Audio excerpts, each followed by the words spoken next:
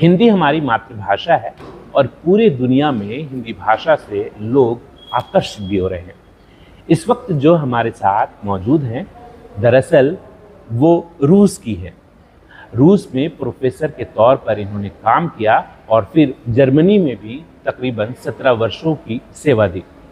और फिलहाल मैं भोपाल में हूँ और भोपाल के विश्वरंग कार्यक्रम में हमारी मुलाकात इनसे हो गई। दरअसल इनका नाम ततियाना ओरांस्काया है और मैं इनसे जानने की कोशिश करता हूँ कि कैसे हिंदी में इनकी दिलचस्पी बढ़ी और फिर हिंदी को लेकर इस जो दिलचस्पी है वो कैसे फिर प्रोफेशन में बदलता चला गया। ये सब कुछ हम तफसील से जानेंगे। तो चलिए शुरू करते हैं इनसे बातचीत का सिलसिला। तो सबसे पहले बहुत बहुत स्वागत है आपका भारत। धन्यवाद। तो सबसे पहले छोटा सा अपना इंट्रोडक्शन हमारे दर्शकों को आप जरूर बताएं। नमस्ते, मैं हूँ ततियाना ओरांस्काया।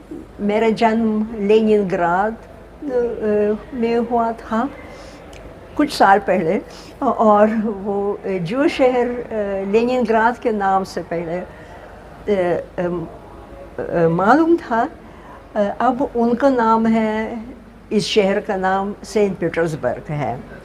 और मैं स्कूल के बाद मैंने निश्चय किया कि मैं भारत विद्या सीखूंगी और लेनिनग्राद विश्वविद्यालय में, आजकल सेंट पीटर्सबर्ग में, यह भारत विद्या का विभाग है। मैं देख पा रहा हूँ कि माशाल्लाह आपकी हिंदी का उच्चारण भी अच्छा है, हिंदी के शब्द भी अच्छे हैं। तो बहुत खुशी हो रही है जान करके। चूँकि आप रूस से हैं तो हमारे दर्शक भी जानने को इच्छुक होंगे कि रूस में रहते हुए कैसे मतलब हिंदी की ओर आकर्षण आपका बढ़ा। कहाँ से आप जो बता रही थी वो ऑफ कैमरा अगर आप बता पाएँ तो। अच्छा, तो एक कारण मेरे हिंदी की तरफ आकर्षण का ये है कि मैं जब 9वीं कक्षा में थी तो रूस में रूसी अनुवाद महाभारत और रामायण का प्रकाशित हुआ। अच्छा। और ये संक्षिप्त रूप में, और ये पढ़कर मैंने निश्चय कर लिया कि भारत विद्या ही सीखूंगे, और ऐसा हुआ। फिर दूसरा कारण ये है कि मेरे पिताजी ताजिकिस्तान में काम करते हुए एक भाषा पर आए जो इंडो आरियाई भाषा है। वहाँ ताजिकिस्तान और उज़्बेकिस्तान में एक छोटा सा ग्रुप जो कभी भारत से वो हमारे मिडिल एशिया में आया था। बिल्कुल। और उनकी भाषा अब तक है, इंडो आरियाई एक ही भाषा है। अच्छा। इस क्षेत्र में बिल्कुल इंडो आरियाई। अच्छा, थोड़ा सा अपने बारे में भी आप बताएं कि जैसे स्कूली शिक्षा होने के बाद या फिर पूरी पढ़ाई होने के बाद आप कहाँ पे फिर जॉब करना शुरू किए।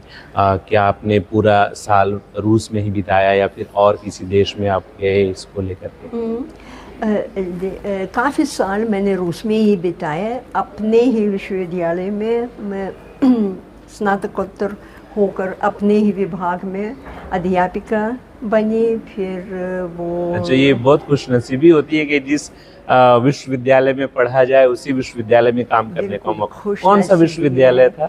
ये पहले लेनिनग्राद स्टेट विश्वविद्यालय था। आजकल ये सेंट पीटर्सबर्ग विश्वविद्यालय है, स्टेट विश्वविद्यालय है। और तो उसी विभाग में मैं पढ़ा रही थी, हिंदी पढ़ा रही थी। हिंदी का साहित्य, हिंदी का व्याकरण, इंडो आरियाई भाषाओं का व्याकरण, ऐसे। और उर्दू भी पढ़ाती थी। अच्छा, माशाल्लाह, आप उर्दू भी पढ़ाती? जी, उर्दू भी पढ़ाते थे। और फिर वो भारत जाना उस ज़माने में बहुत मुश्किल था।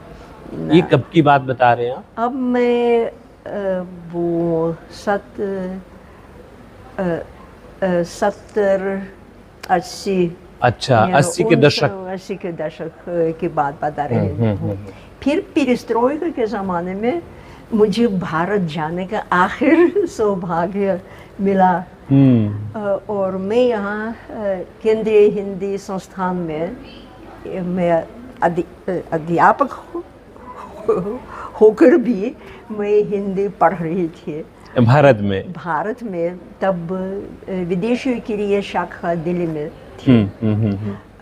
और ये मेरे जीवन में ये शायद सबसे अच्छा सम्मान है।